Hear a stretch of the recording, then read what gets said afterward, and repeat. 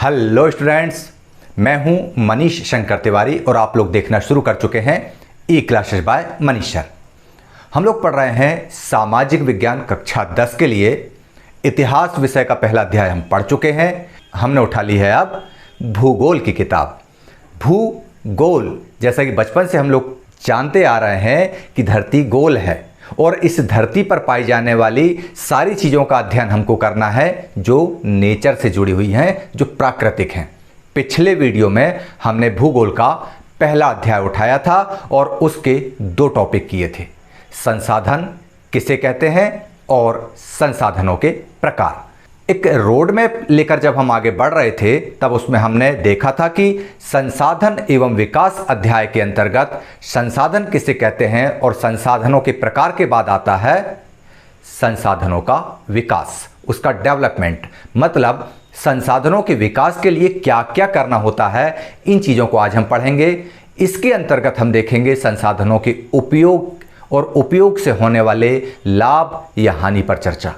इसके बाद हम संसाधनों के उपयोग कैसे करें उस पर एक प्लानिंग तैयार करेंगे कि कैसे बनाई जा रही है या उनकी प्लानिंग कैसी होनी चाहिए, इस पर भी हम चर्चा करेंगे संसाधन नियोजन के अंतर्गत। और संसाधन नियोजन की जब बात आएगी तब हम भारत में संसाधन नियोजन कैसे चल रहा है इसको देखेंगे और अंत में हम बात करेंगे फिर संसाधनों के संरक्षण की। तो चलिए आपका ज़्यादा वक्त नहीं लेता हूं मैं और अब हम स्टार्ट करते हैं संसाधन और विकास का भाग 2। कक्षा 10 का संसाधन और विकास के अंतर्गत हम पढ़ते हुए आगे बढ़ चुके हैं। रोड मैप अध्ययन का जो है स्टडी रोड मैप है, उसके हिसाब से संसाधन और विकास कक्षा 10 को हम पढ़ रहे हैं और इसके अंतर्गत जो स्क्रीन पर आपको दिख रहा है ये पहला वाला संसाधन किसे कहते हैं इसे पढ़ चुके हैं और संसाधनों के प्रकार को हम देख चुके हैं। अब इसके आगे हम देखेंगे संसाधनों का विकास। इसके अंतर्गत आज हम समझेंगे संसाधनों का बेजा इस्तेमाल और बेजा इस्तेमाल से होने वाले खतरों पर चर्चा, मतलब उनको कैसे रोका जाए। इस रोकने की प्रक्रिया कहलाती है नियोजन, मतलब संसाधनों का सुव्यवस्थित उपयोग कैसा हो इस पर प्लानिंग तैयार करना। इस प्लानिंग का भारत के साथ क्या स्थिति बनती, मतलब भारत में संसाधन नियोजन कैसे होना चाहिए और फिर संसाधनों के संरक्षण की हम बात करेंगे। चलिए आज स्टार्ट करते हैं हम कक्षा 10 का भाग 2 भूगोल अंतर्गत संसाधन और विकास। संसाधनों का विकास, संसाधन नियोजन, संसाधनों का संरक्षण। सबसे पहले हम संसाधनों का विकास के अंतर्गत देखते हैं अंधाधुंध दोहन या बेतरतीब उपयोग या बेजा इस्तेमाल। मतलब कुल मिलाकर आप ये समझ लीजिए कि अति कर देना। इससे क्या होता है चलिए देखते हैं। जिस प्रकार मनुष्य के जीवन के लिए संसाधन बहुत उपयोगी हैं, उसी तरह से मनुष्य के जीवन स्तर की गुणवत्ता बनाए रखने के लिए भी संसाधन आवश्यक होते हैं। लेकिन जैसा कि मैंने पिछले वीडियो में बताया कि कहीं आप संसाधनों को गॉड गिफ्टेड मटेरियल तो नहीं समझते हैं या आप इसको ये तो नहीं समझते कि नहीं ये तो हमारे पूर्वजों की हमको देन है, मतलब कुल मिला के ये हमारे पिताजी की प्रॉपर्टी है। ये तो आप नहीं समझते ना। यही चीज़ यदि हम ऐसा समझते हैं तो हम बहुत खतरनाक स्थिति में हैं। जैसे यदि आपके घर में ट्यूबवेल है, वो आपकी निजी संपत्ति है, लेकिन पानी अगर आप उससे बेजा तरीके से इस्तेमाल कर रहे हो तो एक ना एक दिन भू संसाधन के अंदर जो भौम जल है वह समाप्त हो जाएगा और जब वह समाप्त हो जाएगा तो इसकी वजह से जो समस्या उत्पन्न होगी उसका असर केवल आप पर नहीं पड़ेगा, आपके पड़ोसी पर भी पड़ेगा, आपके अड़ोसी पर भी पड़ेगा। मतलब संसाधनों का हमारे द्वारा बेतरतीब तरीके से, बेजा तरीके से इस्तेमाल तो नहीं किया जा रहा है और यदि इस्तेमाल किया जा रहा है तो उससे बहुत सारी समस्याएं पैदा हो सकती हैं। जैसे हम लोग देख सकते हैं कि आज की स्थिति में ग्लोबल वार्मिंग हो रही है, आज की स्थिति में जनसंख्या वृद्धि होने से संसाधनों पर दबाव बढ़ रहा है, तो उसकी वजह से बहुत सारी प्रॉब्लम्स क्रिएट हुई हैं। चलिए हम देखते हैं कि संसाधनों का बेजा इस्तेमाल करने से आखिर क्या समस्याएं पैदा हुई हैं या क्या समस्याएं सामने आई हैं। चलो हम उसको समझते हैं। संसाधनों के बेजा इस्तेमाल से जो समस्याएं पैदा होती हैं वो कुछ इस तरह की होती हैं। जैसे कुछ लालची व्यक्ति होते हैं जो अपने लालच के वश संसाधनों का ह्रास करते हैं। जैसे चित्र में आपको दिख रहा है, अच्छा भरा पूरा हरा भरा जंगल एक प्रौद्योगिकी लेके आए आरी काटने वाली मशीन। यदि कुल्हाड़ी से काटते तो टाइम लगता, उन्होंने मशीन ईजाद कर ली और उस मशीन से सारा जंगल बहुत कम समय में काट डाला। मतलब कुछ व्यक्तियों के लालचवश संसाधनों का खात्मा हो गया, वन संसाधन समाप्त होने की कगार पर आ रहे हैं।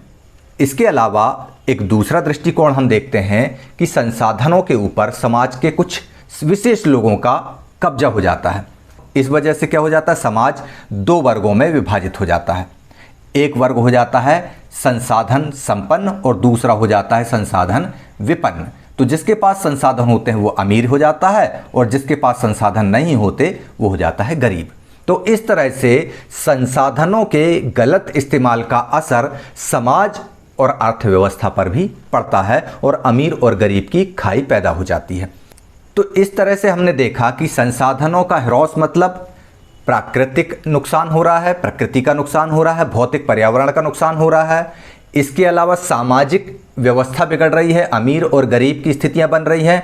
अब हम देखते हैं कि इससे और क्या असर पड़ता है। वैश्विक पारिस्थितिकी संकट मतलब इकोसिस्टम को भी खतरा पैदा हो गया है, जैसे ग्लोबल वार्मिंग, धरती का गर्म होना।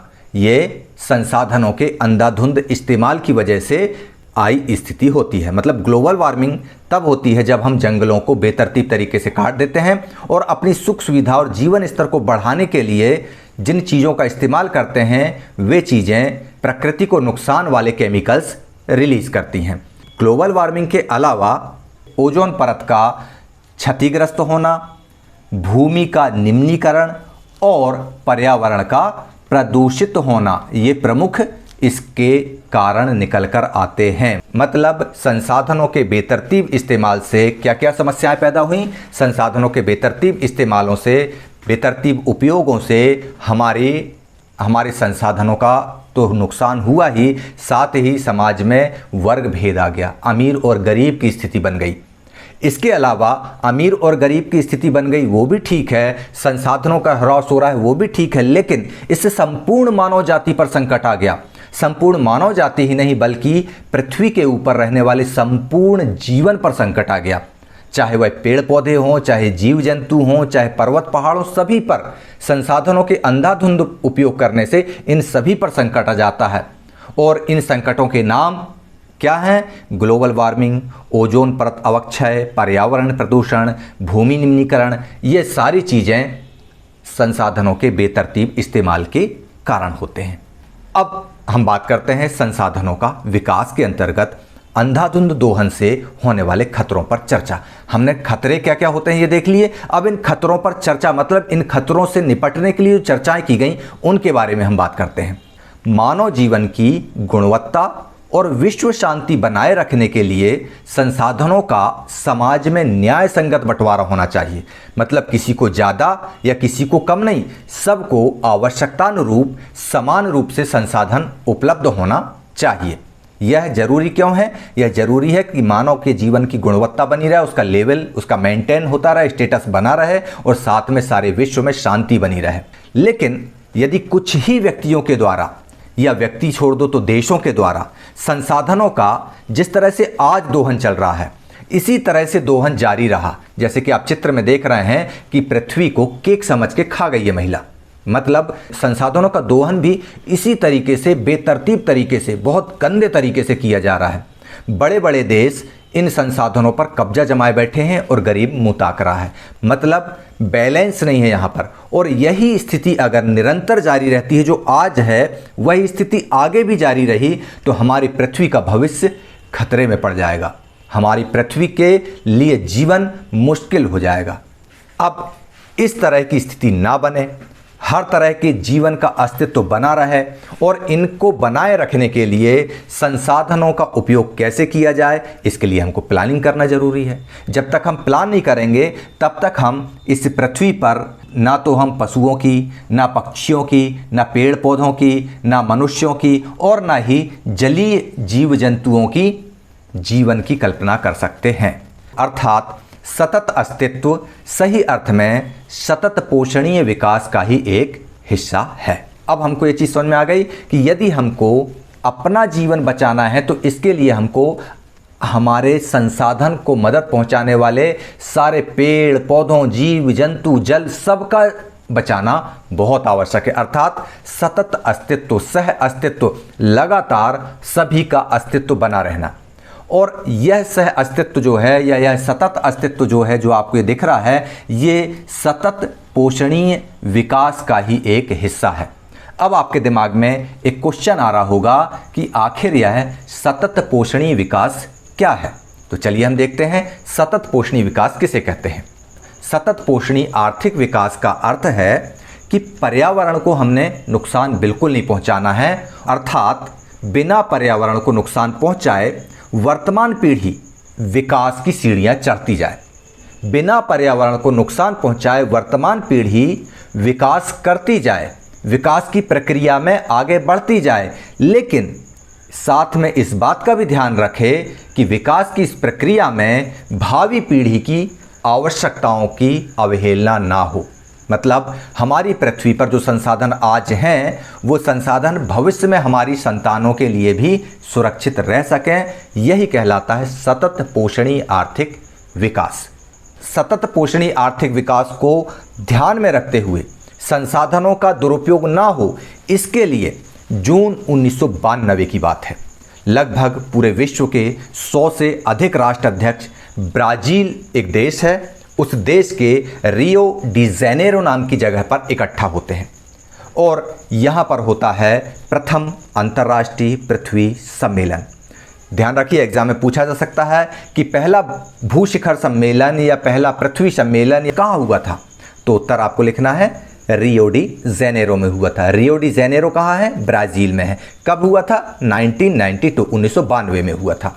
ठीक है, अब हुआ था तो क्यों हुआ था ये तो आपको मैं बता चुका हूं कि पृथ्वी के ऊपर जिन संसाधनों का हम मानव द्वारा जितने गंदे तरीके से इस्तेमाल किया जा रहा है, जिससे पृथ्वी संकट में आ गई है, इसको संकट से बचाने के लिए ही इसका आयोजन किया गया था। अर्थात सम्मेलन का आयोजन विश्व स्तर पर उभरते पर्यावरण संरक्षण और सामाजिक तथा आर्थिक विकास की समस्याओं का हल ढूंढने के लिए किया गया था। समझ रहे हैं ना आप? पृथ्वी सम्मेलन का अर्थ ये था कि हम संसाधनों का ऐसा उपयोग करें कि हमारे समाज में अमीर और गरीब की स्थिति न बन पाए और साथ में हमारा पर्यावरण भी सुरक्षित रहे। मतलब हमारी धरती, हमारा पेड़, हमारे टाइगर, हमारी सोन चिड़ैया, ये सब सुरक्षित रहें और हमारा समाज भी सुरक्षित रहे, इसमें भेदभाव ना हो और कोई अमीर या कोई गरीब ना बन पाए। इस तरह से इन सारी चीज़ों की समस्याओं का हल ढूंढने के लिए अंतर्राष्ट्रीय पृथ्वी सम्मेलन का आयोजन ब्राज़ील में किया गया था।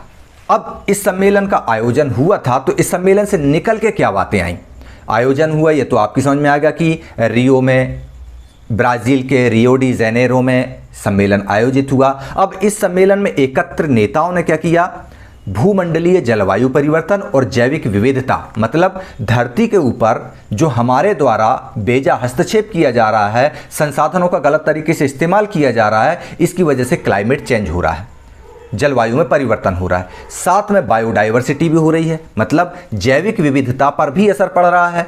हम देख रहे हैं कि लगातार मोबाइल टावरों के इस्तेमाल से क्या हो रहा है? गौरैया चिड़ियों का अस्तित्व समाप्त हो रहा है, कौवे हमको दिखाई देना बंद हो गए हैं। इसके अलावा हम देखें तो टाइगर्स की संख्या कम हो गई है, हाथियों की संख्या कम होती जा रही है। मतलब कुल मिलाकर हमारे द्वारा संसाधनों के बेजा इस्तेमाल से जलवायु परिवर्तन भी हुआ और जैविक विविधता पर भी असर पड़ा। तो इनको बचाए रखने के लिए एक घोषणा पत्र बनाया गया और उस पर हस्ताक्षर किए गए और उस हस्ताक्षर में जिन भूमंडलीय सिद्धांतों को, जिन फॉरेस्ट प्रिंसिपल्स को सहमति दी गई, उन सहमति का नाम दिया गया एजेंडा 21 और इस एजेंडा 21 को सतत पोषणीय विकास के लिए स्वीकृति प्रदान की गई। मतलब सतत पोषणीय विकास क्या है आपको बताया मैंने। सतत पोषणीय विकास पृथ्वी को नुकसान पहुंचाए बिना, पर्यावरण को नुकसान पहुंचाए बिना सारे जीव जंतुओं को साथ में लेकर आगे बढ़ने की प्रक्रिया, ताकि संसाधन हमारी भावी पीढ़ी के लिए भी बची रह सकें और पृथ्वी वर्तमान में भी सुरक्षित और शांत रह सके। ठीक है ना? तो इस तरह से रियो डी जेनेरो के पृथ्वी सम्मेलन से एजेंडा 21, अर्थ समिट कहते हैं, इसके अंतर्गत एजेंडा 21 को स्वीकृति प्रदान की गई। अब इसके अंतर्गत क्या क्या बातें हैं? एजेंडा 21 के अंतर्गत जो घोषणा हुई थी उसमें क्या हुआ था कि संयुक्त राष्ट्र पर्यावरण और विकास सम्मेलन के प्रावधान में इस पूरे घोषणा को जो पूरे 100 से अधिक राष्ट्र अध्यक्ष थे, इन्होंने इसको स्वीकृति प्रदान कर दी। एजेंडा 21 के आधार पर यह तय किया गया कि सतत पोषणीय आर्थिक विकास होगा। संसाधनों का बेतरतीब इस्तेमाल को रोकने के लिए ये काम किए जाएंगे। क्या काम किए जाएंगे वो यहाँ पर आपको दिख रहा है। सबसे पहला जो उन्होंने यहाँ पर जारी किया कि विश्व के सहयोग से, सारी दुनिया के सहयोग से पर्यावरणीय क्षति, गरीबी और रोगों से निपटना है। मतलब ऐसे काम नहीं करना है कि जिससे पर्यावरण की क्षति हो, गरीबी बढ़े और बीमारियां बढ़ें। जैसे अभी आप लोग देख रहे हैं कि एक महामारी फैली हुई है कोरोना नाम की। ये सब इसीलिए हो रही है कि जैसे ही हम देखते हैं कि हिंदुस्तान में गर्मी का असर बढ़ने लगता है और रोग प्रभावी होने लगता है, तो ये सारी चीज़ें हमारे संसाधनों के बहुत गंदे तरीके से बेजा इस्तेमाल के कारण होता है। एजेंडा 21 का जो मुख्य उद्देश्य था वो ये था कि प्रत्येक देश के स्थानीय निकाय, मतलब लोकल बॉडी, चाहे वो नगर पंचायत हो, ग्राम पंचायत हो, जिला पंचायत हो, ये सारी चीज़ें जो पंचायतें हैं, जो नगर निगम हैं, ये अपने लेवल पर भी एजेंडा 21 तैयार करें। 21वीं सदी का ये एजेंडा बना कर रखें। क्या एजेंडा बनाए कि हम हमारे क्षेत्र में संसाधनों का इस तरह से इस्तेमाल नहीं करेंगे कि वे भावी पीढ़ी के लिए उपयोग में ना आने पाएँ और साथ ही हमारी धरती मैया को नुकसान पहुंचे। ऐसा कोई काम हमको नहीं करना है। ये एजेंडा एक बच्चे से लेकर के एक संस्था तक को तैयार करना है, एक व्यक्ति से लेकर के एक संस्था तक को तैयार करना है और अपने दिमाग में लेकर ये चलना है कि किसी भी तरह से भूमंडलीय सतत पोषणीय विकास को हासिल करना है। ये चीज़ आपकी समझ में आ गया होगा। तो ये चीज़ आपको बहुत अच्छे से समझ में आ गई होगी कि संसाधनों का यदि हम बुरा उपयोग करते हैं, बेतरतीब इस्तेमाल करते हैं, तो उससे हमारे समाज की, हमारे देश की, हमारी धरती की बहुत ज़्यादा क्षति होती है। न केवल प्राकृतिक पर्यावरण, भौतिक पर्यावरण बदलता है। भौतिक पर्यावरण मतलब प्रकृति को नुकसान होता है। न केवल पेड़ पौधे, जीव जंतु, जंगली जानवर, घरेलू जानवर, सबका नुकसान होता है, बल्कि समाज में भी ऊंच नीच की भावना पैदा होती है। और इसके अलावा सबसे बड़ी बात, इसकी वजह से जो अंतिम परिणाम प्राप्त होता है वो ये होता है कि पृथ्वी का जीवन ही संकट में पड़ जाता है। मतलब सारे मानव का जीवन ही समाप्ति की कगार पर अग्रसर हो जाता है। अर्थात संसाधनों का सही इस्तेमाल करना जरूरी है। और जब ये बात सारे देशों को समझ में आई तो उन्होंने ब्राज़ील में रियो डी जेनेरो नाम की जगह पर 1992 को एक बैठक आयोजित की, जिसको नाम दिया गया अर्थ समिट, अंतर्राष्ट्रीय पृथ्वी सम्मेलन। यहाँ पर इन लोगों ने तय किया कि एजेंडा 21 बनाया जाए, इसके अंतर्गत सतत पोषणीय आर्थिक विकास लागू किया जाए। सतत पोषणीय आर्थिक विकास का अर्थ यह है कि बिना पृथ्वी को नुकसान पहुंचाए, बिना किसी अन्य जीव जंतु को नुकसान पहुंचाए, अर्थात मनुष्य अन्य जीवन को नुकसान पहुंचाए बिना संसाधनों का ऐसा इस्तेमाल करे कि वे संसाधन खुद के लिए भी उपयोगी हों और उसकी आने वाली पीढ़ी के लिए भी उपयोग में आ सकें। ये था एजेंडा 21। और अर्थ समिट में ये कहा गया कि एक व्यक्ति से लेकर एक संस्था तक सबके दिमाग में एजेंडा 21 होना चाहिए। ठीक है ना। तो इस तरह से आप लोगों ने संसाधनों के उपयोग के साथ उनके उपयोग को नियंत्रित करने की योजना को देखा, अर्थात संसाधन नियोजन कैसे किया जाता है उसको देखा।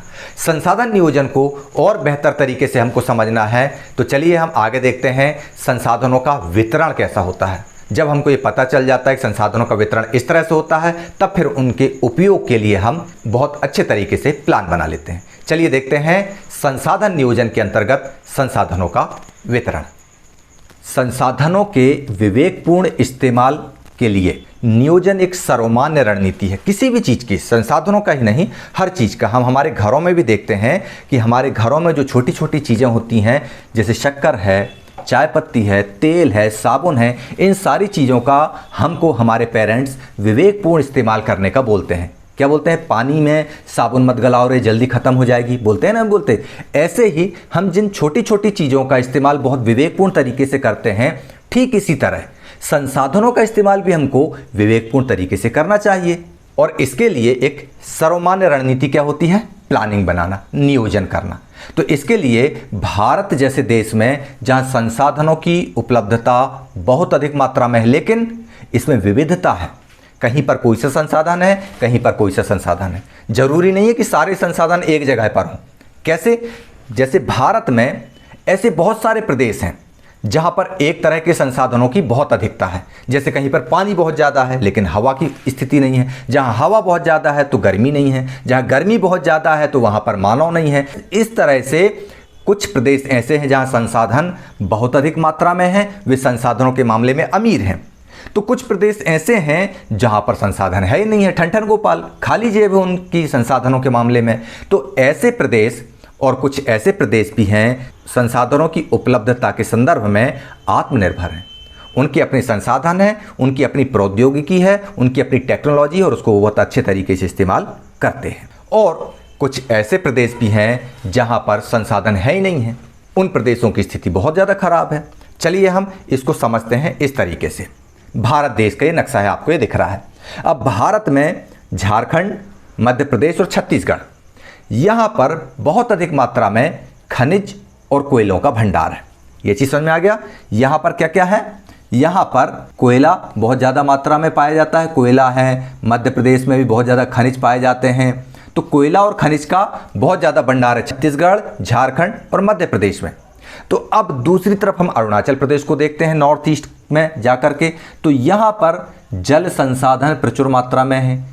ब्रह्मपुत्र नदी यहाँ पर है, बहुत अधिक मात्रा में जल लेकर आती है, तो यहाँ पर जल संसाधन की अधिकता है। लेकिन यहाँ पर मूल विकास की कमी है। मूल विकास मतलब यहाँ पर मानव को मुख्य धारा में लाने वाला जो मूल विकास होना चाहिए वही नहीं पहुँचा है अभी तक।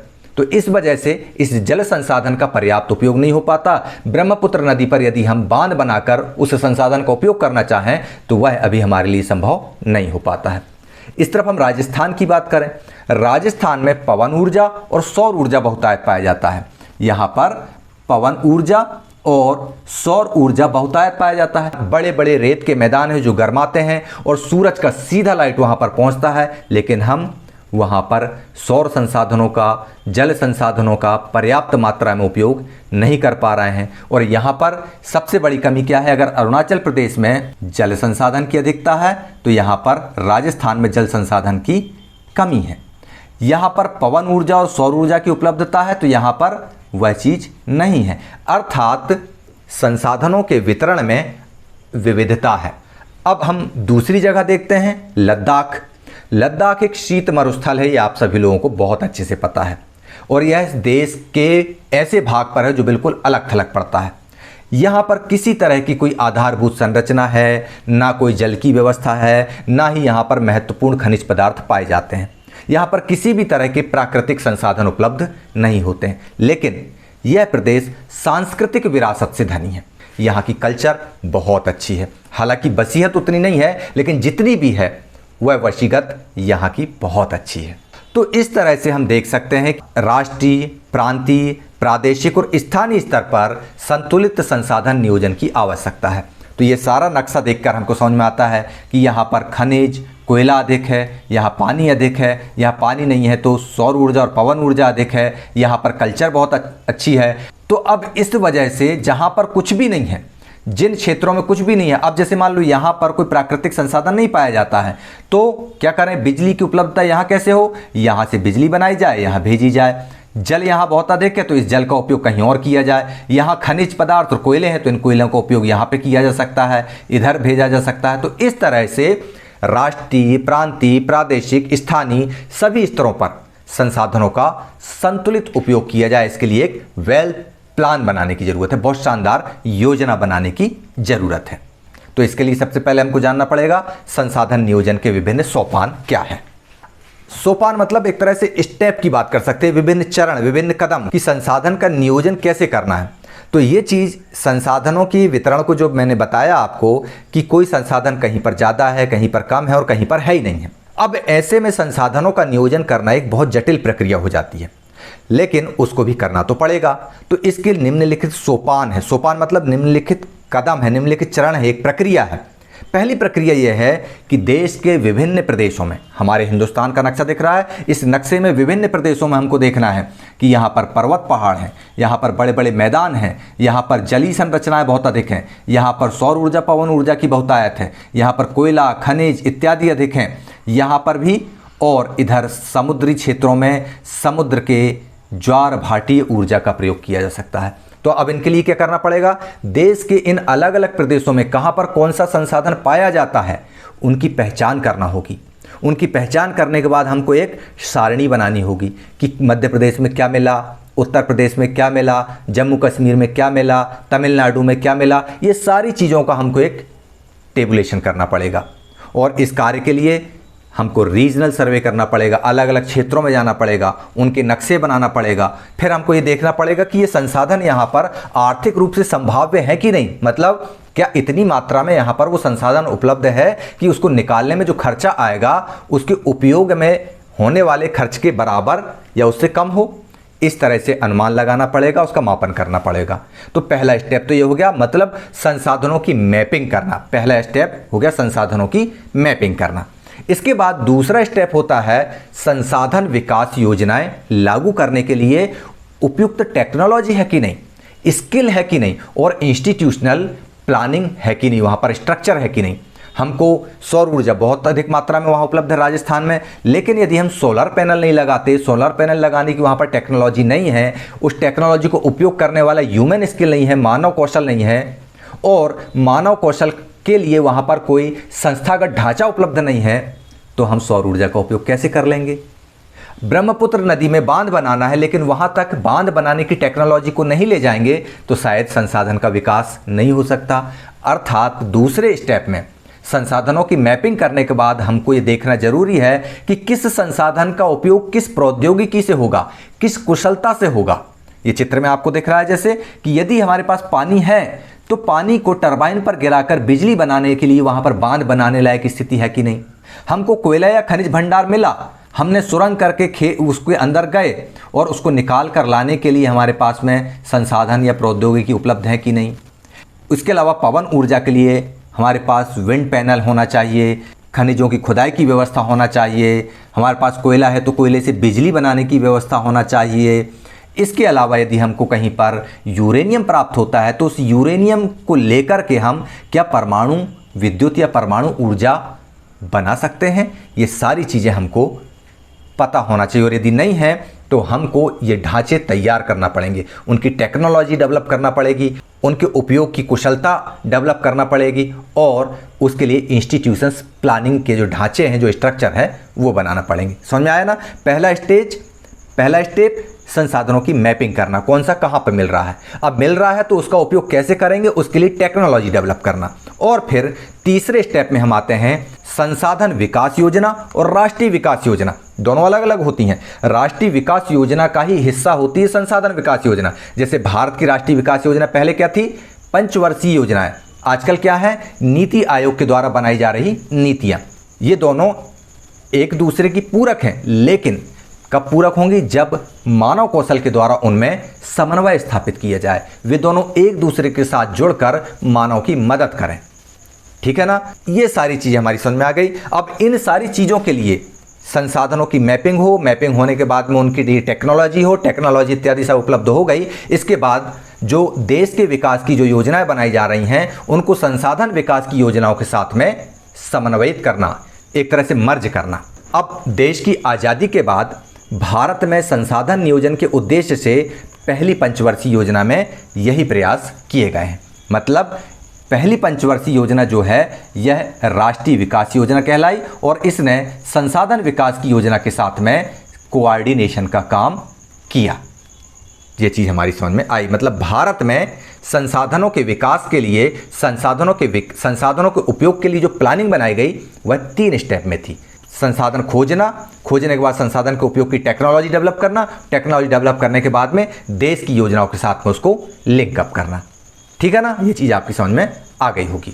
अब एक बात फिर वही घुमा फिरा के लगभग वही बात हो रही बार बार कि किसी क्षेत्र के विकास के लिए संसाधनों की उपलब्धता बहुत ज़रूरी है। बिल्कुल सही है कि अगर किसी क्षेत्र में संसाधन हैं तो उस क्षेत्र का विकास होगा, और अगर संसाधन नहीं है तो भी विकास हो सकता है, लेकिन कैसे, ये चीज़ हम आगे समझेंगे।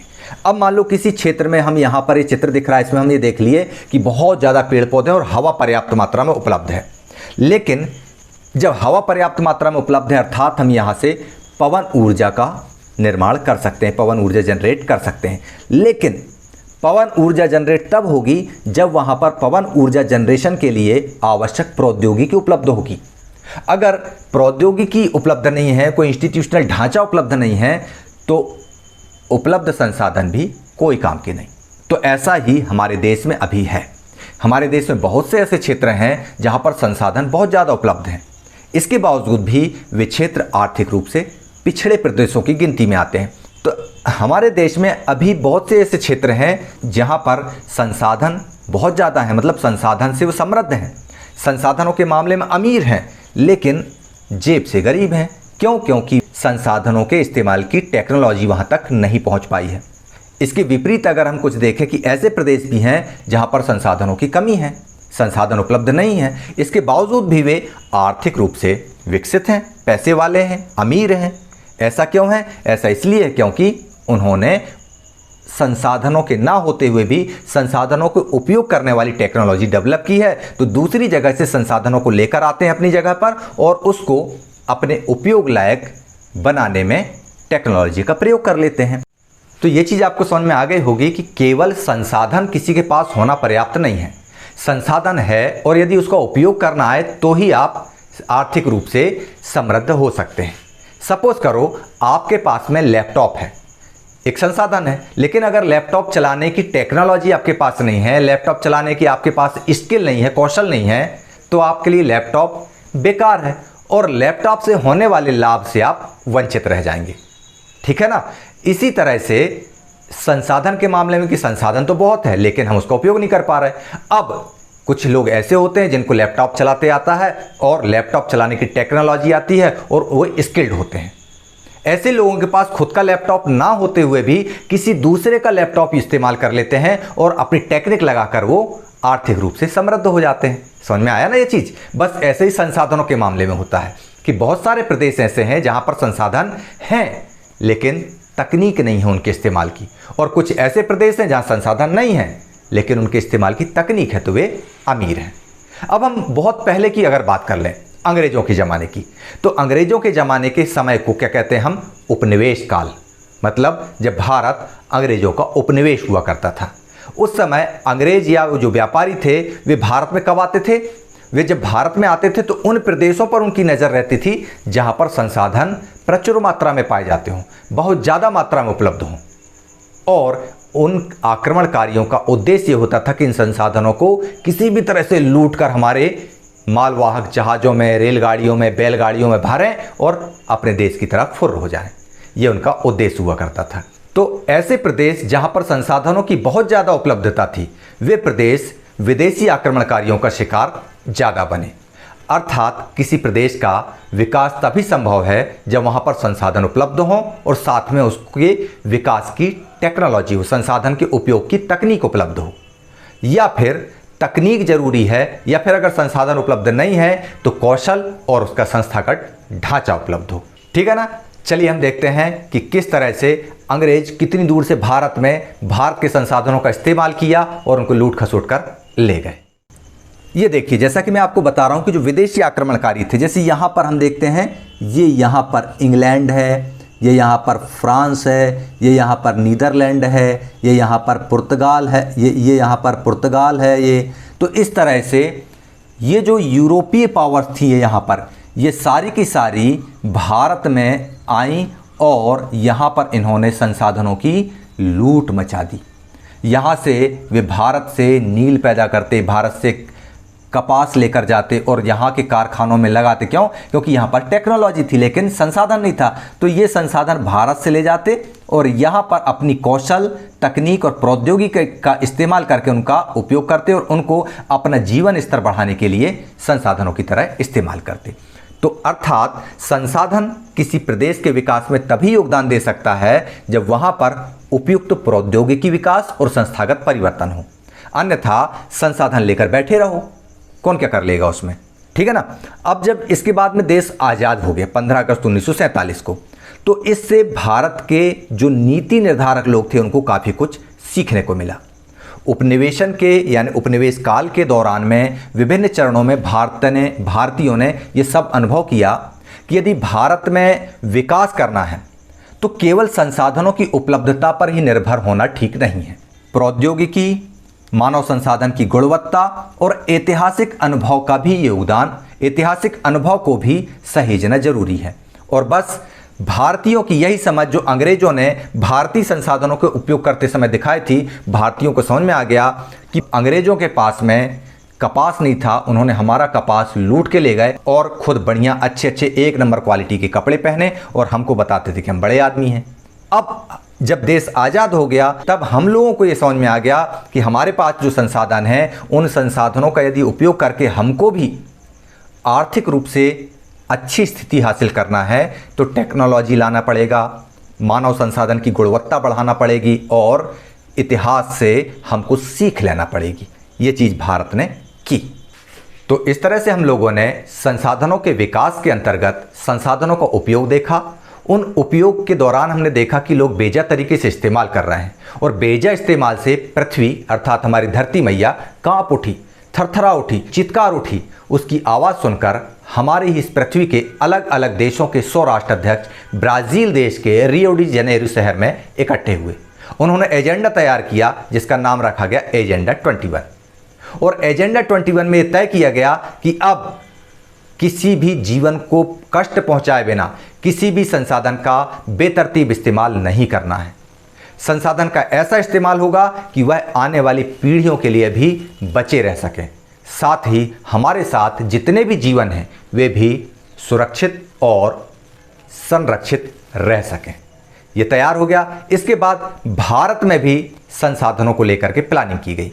भारत में प्लानिंग करते समय उपनिवेश काल में जो भारत ने देखा था वह अनुभव उसके काम में आया। भारत ने मैपिंग की कि किस जगह पर कौन सी चीज़ें पाई जा रही हैं। मैपिंग करने के बाद में तय किया किस वस्तु को संसाधन बनाने के लिए कौन सी तकनीक लगेगी, उसका तकनीक, उसका कौशल, उसका इंस्टीट्यूशन डेवलप किया और इसके बाद में सारी चीज़ों को तैयार करने के बाद में संसाधन रेडी हो गया। अब लेकिन इस्तेमाल के बाद वे संसाधन जिनकी स्थिति खराब हो चुकी है या जो नहीं बच रहे हैं उनको क्या ऐसे ही छोड़ देंगे? जैसे टाइगर भाई साहब हैं, विलुप्त होने की कगार पर हैं, क्या हम उनको मरने दें? जैसे जंगल हैं, खत्म होते जा रहे हैं, तो क्या हम उनको खत्म होने दें? जैसे अनेक तरह की प्रजातियां खत्म हो रही हैं, क्या हम उनको होने दें? एक बात ध्यान रखिए, यदि इस धरती से मधुमक्खी खत्म हो जाती है तो 3 महीने के अंदर 3000 प्रकार की वनस्पतियां सदा सदा के लिए विलुप्त हो जाएंगी। ध्यान है ना? बस ये स्थिति न बने इसके लिए जरूरी है संसाधनों का संरक्षण। चलिए हम देखते हैं संसाधनों का संरक्षण। संसाधन जो हैं वे किसी भी तरह के विकास में अत्यंत महत्वपूर्ण भूमिका निभाते हैं, लेकिन यदि कोई संसाधनों का विवेकहीन तरीके से उपभोग और उपयोग करे तो इससे कई तरह की समस्याएं पैदा होती हैं। मैंने बताया आपको कौन कौन सी समस्याएं पैदा होती हैं। सामाजिक और आर्थिक समस्या तो पैदा होती ही है, साथ में पर्यावरणीय समस्याएं भी पैदा होती हैं जो हमने देखा, ग्लोबल वार्मिंग, ओजोन परत में छेद होना इत्यादि इत्यादि। अब इन समस्याओं से बचने के लिए, इन समस्याओं से बचने कैसे, इसके लिए अलग अलग स्तरों पर संसाधनों का संरक्षण आवश्यक है। जिस तरह से संसाधनों के उपयोग के लिए हमने अलग अलग तरीकों की टेक्नोलॉजी डेवलप की थी, उसी तरह से अलग अलग तरीके के संसाधनों का संरक्षण करने के लिए हमको विभिन्न स्तरों पर इनका संरक्षण का प्लान बनाना पड़ेगा। प्राचीन काल से ही संसाधनों के संरक्षण बहुत से नेताओं और चिंतकों के लिए चिंता का विषय रहा है। भूतकाल से मतलब पहले से ही, जब संसाधनों का उपयोग होना शुरू हुआ है तभी से ये बात सुनने में आ रही है कि आप इनका उपयोग आराम से कीजिए। और इसके लिए हमारे लीडर्स भी चिंतित रहे हैं और चिंतक तो चिंता करते आ ही रहे हैं कि इन संसाधनों का किस तरह से नियंत्रित इस्तेमाल किया जाए। चलिए देखते हैं। इसके लिए हमारे जो नेता हैं, महान नेता महात्मा गांधी, इन्होंने संसाधनों के संरक्षण पर अपनी चिंता कैसे व्यक्त की। महात्मा गांधी कहते हैं, हमारे पास हर व्यक्ति की आवश्यकता पूर्ति के लिए बहुत कुछ है, लेकिन किसी के लालच की संतुष्टि करने के लिए कुछ भी नहीं है। अर्थात हमारे पास पेट भरने के लिए तो बहुत कुछ है, लेकिन पेटी भरने के लिए कुछ नहीं। बहुत अच्छी बात महात्मा गांधी ने ये कही है। इस बात को ध्यान रखिएगा कि संसाधनों का उपयोग ऐसा करें कि हमारा पेट तो भरा जाए, लेकिन पेटी भरने की आवश्यकता नहीं है। महात्मा गांधी के अनुसार वर्ल्ड लेवल पर, विश्व स्तर पर संसाधनों का जो नुकसान हो रहा है उसके पीछे लालची और स्वार्थी व्यक्ति हैं, जो अपने लालच में संसाधनों का बेजा इस्तेमाल कर रहे हैं। इसके साथ ही वह टेक्नोलॉजी भी जिम्मेदार है जो शोषण को बढ़ावा देती है। हम देखते हैं कि किसी भी मशीन से, आरी से जंगल को 10 मिनट में काटा जा सकता है, वह आरी जो बिजली से चलती है। बड़ी बड़ी मशीनों से बड़े बड़े पहाड़ों को 2 दिन में खोदकर अलग किया जा सकता है। मतलब ऐसी आधुनिक टेक्निक, ऐसी आधुनिक टेक्नोलॉजी, ये भी संसाधनों के नुकसान के लिए जिम्मेदार है। तो इसके लिए गांधी जी ये कहते थे कि ऐसा उपाय किया जाए कि बहुत ज़्यादा मात्रा में उत्पादन ना किया जाए। वे वृहद मात्रा में उत्पादन के विरुद्ध थे, अत्यधिक उत्पादन के विरुद्ध थे। इसके स्थान पर वे कहते थे कि उत्पादन जो हो वह जन समुदाय के द्वारा हो, जनता अपने हाथों से उत्पादन करे। कपड़ा मशीनों से ना बने, कपड़ा चरखों से बने। इससे क्या होगा, संसाधनों का संतुलित इस्तेमाल करने की प्रवृत्ति बढ़ेगी। ये गांधी जी का कहना था। अंतर्राष्ट्रीय स्तर पर व्यवस्थित तरीके से संसाधन संरक्षण की वकालत 1968 में क्लब ऑफ रोम ने की। इसके बाद 1974 में शैमू सर ने अपनी पुस्तक स्मॉल इज ब्यूटीफुल में इस विषय पर गांधी जी के दर्शन की एक बार फिर से रिपीटेशन किया। 1987 में ब्रोडंटलैंड आयोग रिपोर्ट द्वारा वैश्विक स्तर पर संसाधन संरक्षण में मूल आधार योगदान किया। इस रिपोर्ट ने सस्टेनेबल डेवलपमेंट अर्थात सतत पोषणीय विकास की संकल्पना को प्रस्तुत किया और संसाधन संरक्षण की वकालत की।